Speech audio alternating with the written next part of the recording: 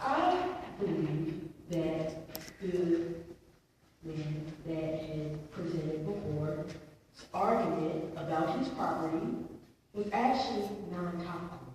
Why? Because first, he owns the property, but he lives in South Chesterfield. How much sense does that make? Ms. Brown, he is the owner of the property, and he has asked the council to allow him more time for some due diligence, and he has talked with the authority to grant him that time. I mean, the council has granted him that time, even though he lives in Chesterfield, but the property owner. So he's asked for additional time so that he can make preparations for sale or to demolish. So he is authorized and well within his rights to do so. But he had enough time to do that. We're not sure. Ms. Brown, I appreciate it, but council has already voted to allow him the extra time at this time. The public hearing was closed. Thank you very much. Appreciate it. We got 23805. I do have questions for council, and I don't want to use my minutes. I would actually recalculate because of the absence of those two people. The first thing I would like to ask council is to consider verbatim minutes secondary to legal and liability and accountability issues. Okay, I also would like to ask the question to the attorney, but I'll catch him afterwards about the 30-day period, because I know the Robert Russo order don't say that. I would like to know what the state of Virginia says, since the state rules supersede the city rules. And what I'm saying here for, again, is to address the new council, not the old council in 2014, but the new council, and I would like for them to consider putting a motion on the floor to keep the jail open in this city. We have 2,400 jobs that we've lost, 900 state jobs. Sheriff Crawford and the deputy sheriffs have the best record from a forensic standpoint. Each year, they got 100% on audits. They deserve to stay in this city. They're the best thing that I know today that we have.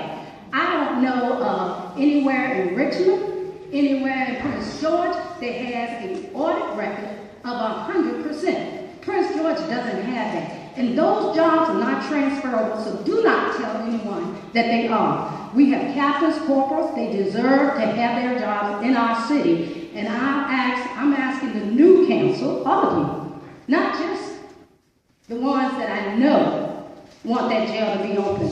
Listen to we the people. We the people have spoken very loudly, and we're going to speak until you listen.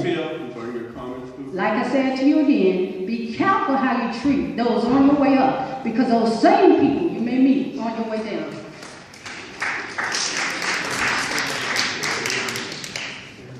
The next speaker, Willie Miller. The next speaker, Brent Reed. Councilman President. I'm Vanessa Crawford. I'm sheriff for this great city. I'm going to read fast because I know you're going to time me. Mayor Myers and the city administration, however, with no other council members, made an announcement on yesterday that the Petersburg City Jail is closing. Petersburg is a city in which the position of mayor is merely ceremonious. The mayor has no veto power, and the other council members have the same power as the mayor. Recently, there have been decisions made which seem to give the indication that the mayor can operate autonomously, most recently when he said in his press release, and I quote, "There will be no reversal of this decision." As one council member, that is not his decision to make. This city is governed by a 7-member council, and per the city charter and Robert's rules, any member of council at any time could bring up anything that is of concern to them. The mayor's only responsibility is to preside over the meeting, not what other council members can and cannot bring to the table. Additionally, he stated in his press release and I quote, "City Council has taken the issue seriously and has always kept the stakeholders, the sheriff staffs, inmates, and our community as a priority." Well, the stakeholders are 15 pastors, the school superintendent, a House of Delegates representative who have sent letters. They have spoken. They represent, you have in front of you a total of 17 letters from each of them who represent thousands of people asking you not to vote not to close the jail. Family members do not have transportation to visit their incarcerated family members at Riverside. So I'm asking really, who are you considering? Certainly not the citizens of Petersburg, because they have spoken loud and clear. I believe that even people, if given an accurate and complete picture to include the true financial picture of this city, they would not agree with what council is doing. Petersburg has lost accurately 2,584 jobs since 1998, plus 900 more last June. Now you think... Sheriff Crawford, could you summarize? Well, may I ask council, since several people have yielded their time and several people... Sheriff Crawford, I'll put it could in you the paper. summarize, please? Oh, okay. Thank you. Basically, what I'm saying is, the mayor said yesterday, well, in 2012, Mr. Johnson started telling me that even though the idea of a new jail was his, he wanted us to close that jail, build a new jail, and I suggested to him that was probably because he wanted to use the money to build a city hall. Well, in your statement yesterday, that's exactly what happened. You indicated that building a new jail will Sheriff jeopardize... Crawford, do you mind summarizing, please? Okay, projects that council adopted, such as the city hall. I think that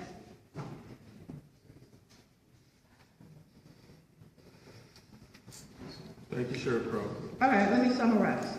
So keeping in mind that you talk about being fiscally Sheriff responsible. Crawford, You said summarize. You did summarize. Thank you. Thank you, please. I'll put it in Thank paper. you. Thank you. Okay.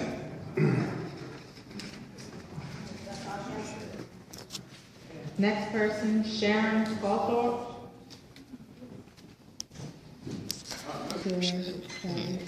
Councilman and Councilwoman. I just want to Would you state your name relate and address, please, Dallas Ms. Brown? Brown, 235 Elm Street, Thank you. Petersburg. Thank you. And I want to relate to the water situation. I understand that the meters were provided by the Johnson Control and Contractors. And when he was up here, he made it clear to us that he had did the testing and recalculated and got things correct and all of this. My thing is that he also made the statement that they did this work, and when they provided for the meters, that they were right. So therefore, it should have been expected that we would not have had this problem. Since we did have this problem, and I heard him mention that he was looking at finances being available, and somebody mentioned about social services. And as we know, a lot of times as far as social service is concerned, they are continuing and helping people as far as electric bills and other things of that nature. And the funds could be low, whereabout they might not have the funds they needed to help in this situation. And I really feel that with them helping the residents anyway in these areas, especially in the winter, the cold weather, and the like this and all this, that the Johnson Control and Contractors is totally responsible for what's going on as far as the water bill cost, and what they have sent out to all of the residents were about, it is more than what they should even have to pay and should not have to pay. Therefore, I'm thinking that if the Johnson Control and Contractors did this, they should provide the funds to get this back, we've got to get this back right again. They should not expect the residents to pay this money just because they're gonna outline something for them. Could you summarize for us, please? Yeah, so I'm just saying that why isn't the city asking the contractor that put those meters out there that provided them take care of the cost of Yes, ma'am. Normally, we don't respond to this section, but we did take responsibility. The city did take responsibility for those mistakes. So we'll be working with the public to try to clear them up. We appreciate your time. Thank you. Street in Petersburg. I'm here tonight to speak to you on behalf of myself and my parents that live at 1683 Mount Vernon Street in Petersburg. It is also in reference to the current water bills. I received a water bill in excess of $300, and my parents received a water bill in excess of $416.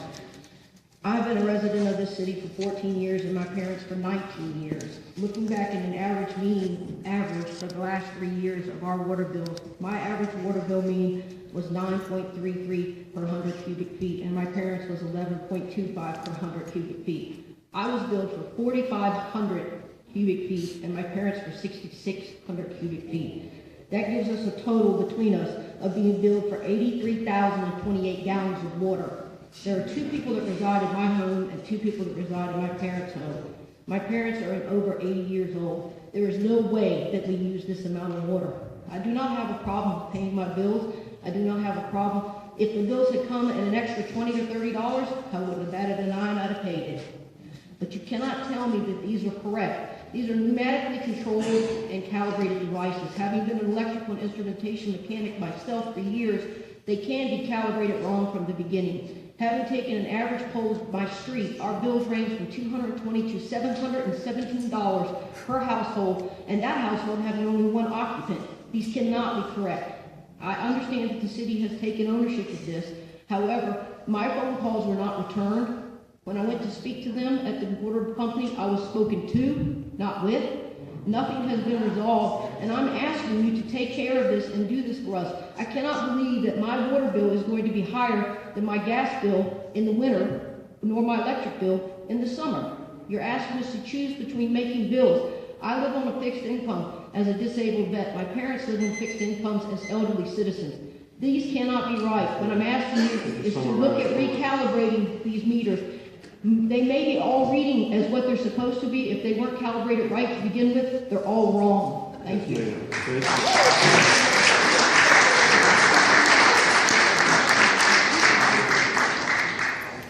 Ella, My name is Robert Snipes, and it's 1850 R Street. I have 2 items, or maybe 3 items to address you. I'm going to try to do this in a timely manner. First of all, the water bill thing. We need to get a handle on that real quick. I'm going to go down there and find out why my bill's higher than my gas bill. I'm going to take care of that. Second of all, bills in the jail should be my issue. It should be put to the people who represent the vote. Not put in your hands for you to tell me we're going to close our jail or any member of city council. Third, talking about property. I live on 1850 R Street. There's a big lot supposed to be a federal park, but there's nothing been done. I've been there 15 years. I'm a retired veteran, distinguished war veteran, and nothing has been done. You clean it up, there's nothing been done. That could be developed and we can get income. All I'm asking is find out how we can make that work. That's it. That's my Thank you, sir. Good evening, members of council. My name is Julian Green, 1625 Blair Road, Petersburg, Virginia, 23805. I come tonight because of the concern we have for the water. I live on Blair Road, and every resident on Blair Road, those of you who know where that is, have a complaint. My bill shows the current reading. It does not show the previous reading. And when I look back at my old bill, it does not synchronize with the amount of use with that bill, and went over to 1,000 cubic uses. My wife owns a business, uses water all day long. My bill at home is 3 times the cost of what she uses, and she's a cosmetologist. 3 times, so it has to be done. And the situation is, please be compassionate and understanding to the citizens. The citizens are our product. If we don't treat our citizens fair, and we're talking about I Am Petersburg, how do we expect to promote that branding if we don't treat our citizens fair? We must be compassionate and treat them in order. Secondly, I am one of the remaining plaintiffs alive who have this form of government that you're presently under, that was ruled by Judge Marriage. We had the at-large system. I was one of the ones who were taking deposition, who changed the structure of the government that you have, the managerial form of government. We do not have a strong mayor. There's a representative of all 7. Each one of you represent 1/7 of the citizens in this city. All must be accountable and all must be on the same page when decisions are made. I support keeping the jails open. I understand, and Mr. Mayor, I understand what you're saying. And those numbers, like was stated, people were not here, and you got 30 minutes, then that time should be recalibrated. At the same time, those 3 issues. The water bill needs to be looked at, and the citizens need to be talked to fairly because they are our constituents, they are our market. Third, the organizational and the appointment of the new person must be done expeditiously and not have a special election because that person is serving out the unexpired term of the passing of a former representative. Mr. Mayor, I understand I'm going to comport and I'm going to comply. At the same time, I don't come too often, but I want to understand, be compassionate to the citizens. Okay, don't be strong though. Thank you so much. Bye-bye. Thank you very much. Aquila Mason. Young homeowner. I've had several problems with the city water department. First and foremost, the constant high bills. I'm one person living in one house. I have the bill of the same, that's higher than a person of 4 people living in one house. I'm only at home for 6 hours out the day, and my bill is higher than 4 people would be. No water running, no leaks. That's what the city keeps telling me, oh, you have a leak somewhere. No, you're the leak. My bills constantly getting mixed up. My water was shut off for no reason prior to this. And I called the city on 2 different occasions and say, what is the problem? Why you have my bill mixed up? They said, oh, Ms. Mason, don't worry about it. We got it fixed. Next thing you know, I'm getting my hot water heater fixed. No water. You're about to blow my house off the foundation. Thank you so much. Thank you. And last but not least, this water main break in Petersburg. Are we paying for that? That's what my question is. Because there's no reason why the water should leak for days on end. I had no water pressure for 3 or 4 days. And then all of a sudden we get these bills. How is somebody on a fixed income of $900 supposed to pay an $800 water bill? That doesn't make sense. And it looks as though you're railroading the city, the citizens of the city. And I'm hardworking just like everybody else in here. How are we supposed to do this when we're constantly being railroaded? And it seems as though everything that goes up in the city ends up in the water bill. It makes no sense. How am I going to have a $73 water bill and then end up with $107 when I'm only at home for 6.5 hours of the day? Is the dog flushing the toilet? Thank you. Are you going to summarize? Please summarize. Thank you. Vernell Gannon. I applaud the city manager for picking up the trash, and I wish that we will encourage our business owners to do the same. We have a lot of business owners that's been here for years. They don't clean up their places. We need that same stick that the city manager used for picking up the trash. And I look at Walmart, one of the greater people that they get a lot of funds from this city. We need this trashing, and we're responsible for trash. I think they should be too. Another thing is we need some incentives. Also, give some incentives for those who do. I think about in Richmond they use the restaurant report for bad restaurants and good ones. Okay, you get a certificate for good ones. So if you got a bad business around here that got trash everywhere, let them know it and file them by the code. If they got a good one, put a plaque up, put something up, give them something. You know, we can do that on coast like that. Number 3. our buildings, the historic has been torn down, especially in the area where I came from, Halifax Street, the Avenue area. We just tore down the real project that was down there on the Avenue. Let's get a plaque or something with little James Brown. All these people were there back in the day. I was there back in the, not in the 40s, but I was there in the 50s. So all these things of history that we have, this is black history. We're not just black on the month, we're black every day. So, we want to realize that we do have some history upper part of Petersburg as well as lower part of Petersburg. We needed to bring those points up to the public, let people know that these places were there. There was a lot of places that were torn down now. We're still tearing down properties now because some of them are historic. Not because it's an historic area, but it's historic. Okay? Another thing, on my last point, is on our city council meetings, is that we please, let's try to get out, just like I think Ms. JL for how we put this beautiful thing on the cable. We should have our council meetings on, just like Hopewell and Richmond does. I'd like to see us on TV. I wish we could have ours on TV. Thank you.